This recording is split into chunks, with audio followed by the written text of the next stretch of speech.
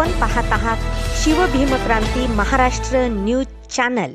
शिवसेना आणि राष्ट्रवादी काँग्रेसच्या आमदार अपात्रता प्रकरणाची सुनावणी अध्यक्ष राहुल नार्वेकरांसमोर सुरू आहे। शिवसेनेच्या सुनावणीचा निकाल हा 10 जानेवारीला येईल अशी अपेक्षा आहे। या निकालाकडे सर्व राज्याचं लक्ष लागलंय। या निकालानंतर राज्यात मोठा राजकीय भूकंप होण्याची दाट शक्यताही वर्तवली जाते। अशा वेळी वंचितचे नेते ॲडव्होकेट प्रकाश आंबेडकरांनी एक मोठं वक्तव्य केलंय। त्यामुळे या सुनावणीचा आता काय होईल याबाबतच प्रश्नचिन्ह निर्माण झालंय। आंबेडकरांच्या मते सुप्रीम कोर्ट अध्यक्षांना आदेश देऊ शकत नाही, शिवाय एखाद्या विशिष्ट वेळेतच सुनावणी पूर्ण करा असेही आदेश देऊ शकत नाही। ही बाब अध्यक्ष राहुल नार्वेकरांना चांगलीच माहिती आहे असं वक्तव्य त्यांनी केलंय।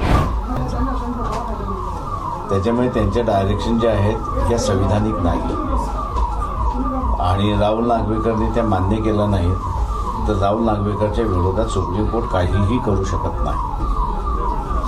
हे माहीत असताना फक्त सुप्रीम कोर्ट आणि स्पीकर याचा वाद होऊ नये म्हणून कदाचित राहुल नार्वेकर शांत बसले असतील, पण त्यांना अमुक दिवसामध्ये निर्णय द्या असा सांगण्याचा अधिकार सुप्रीम कोर्टाला नाही।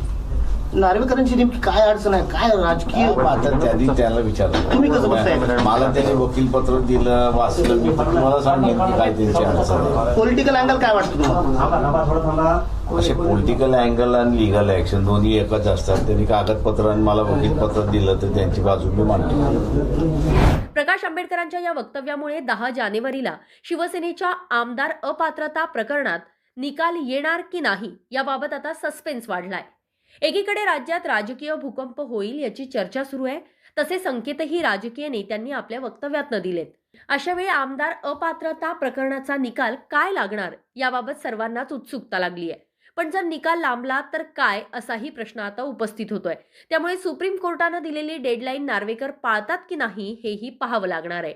Bureau report. आपण पाहत आहात शिवभीमक्रांती महाराष्ट्र न्यूज चॅनल।